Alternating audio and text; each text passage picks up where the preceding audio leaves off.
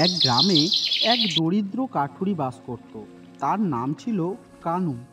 তার পরিবারে মাত্র 3জন সদস্য, তার স্ত্রী আর তার এক ছেলে।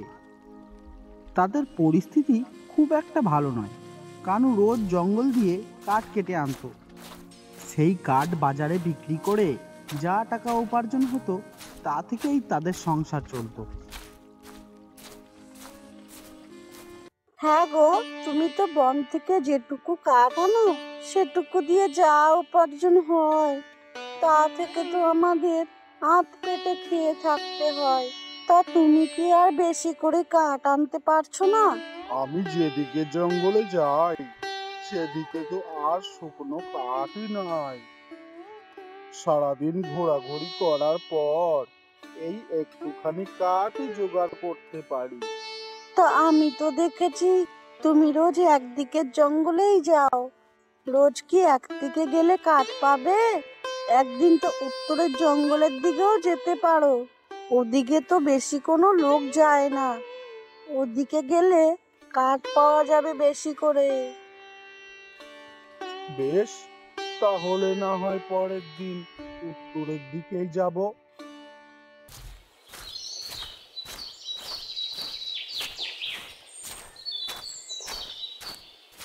আরে বাস, এত কাঠ! এত কাঠ তো আমি জীবনেও দেখি নাই। এত কাঠ বাড়ি নিয়ে গেলে বিক্রি করে তো শেষই করতে পারবো না। সত্যি, গিন্নির কথা শুনে আমি ভাগ্যিস এদিকে এলাম।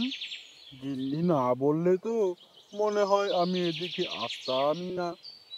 আর এত কাঠ একসাথেও পেতাম না। না না, কাঠগুলো তাড়াতাড়ি কুড়িয়ে নি, তাহলে তাড়াতাড়ি বাড়ি ফিরে যেতে পারবো।